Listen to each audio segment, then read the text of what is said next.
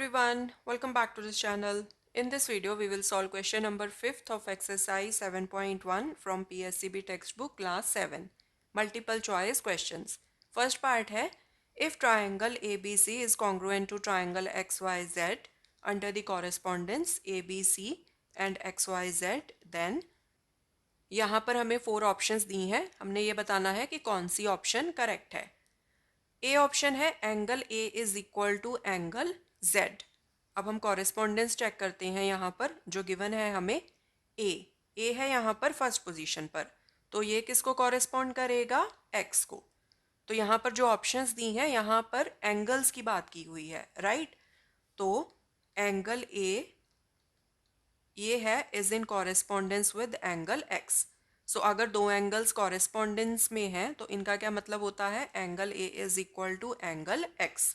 ठीक है, so this is correct. अब देखते हैं हम कि ये वाली ऑप्शन यहाँ पर दी हुई है कहीं पर. Angle A is equal to angle Z, this is wrong. Angle X is equal to angle B, this is also wrong. Because यहाँ पर हमने ऑलरेडी चेक कर लिया है angle A will be equal to angle X and also angle X यहाँ पर first position पर है, एंगल बी ये तो यहाँ पर मिडिल पोजीशन पर है, राइट. तो पोजीशन सेम नहीं हो रही.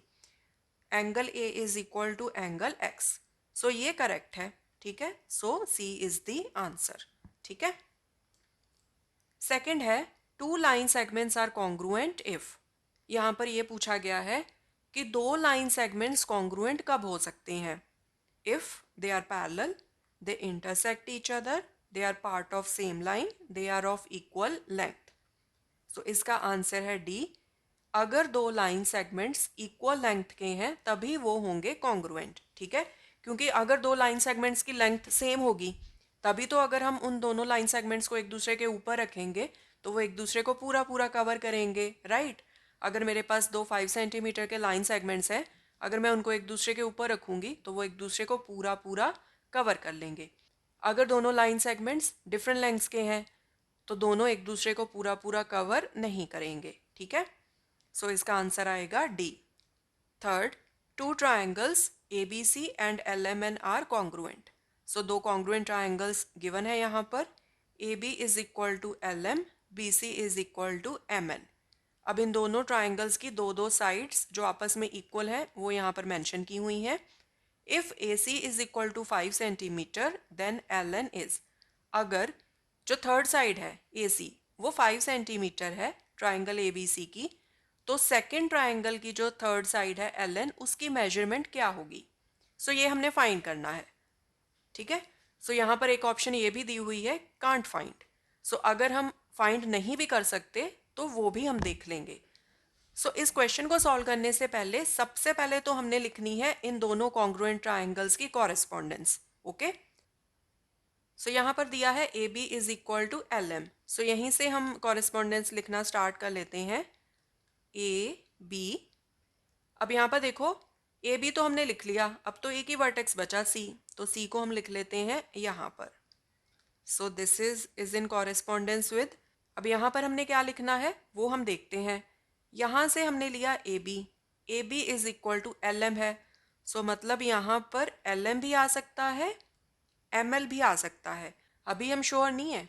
सो अभी के लिए हम एल एम लिख के चेक कर लेते हैं कॉरेस्पॉन्डेंस. अगर तो सही बैठेगी तो ठीक है, अदरवाइज हम दूसरी ऑप्शन ट्राई कर लेंगे.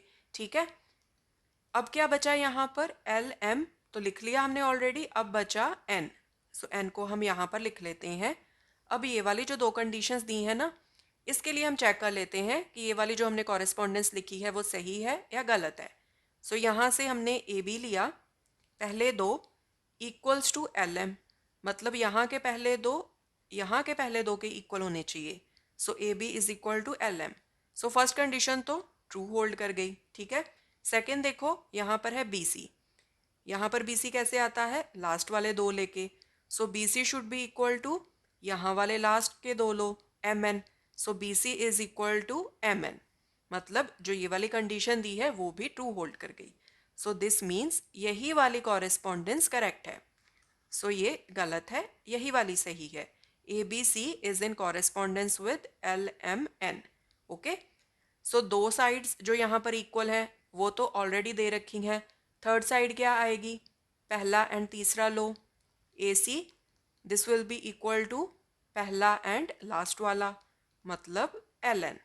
ठीक है, सो यहाँ से हमें पता चल गया that AC is equal to LN। Now AC is given as 5 centimeter, so LN is also 5 centimeter. Okay, so C is the correct answer. So this was question number 5th. In the coming videos we will solve more questions. Thanks for watching. Take care.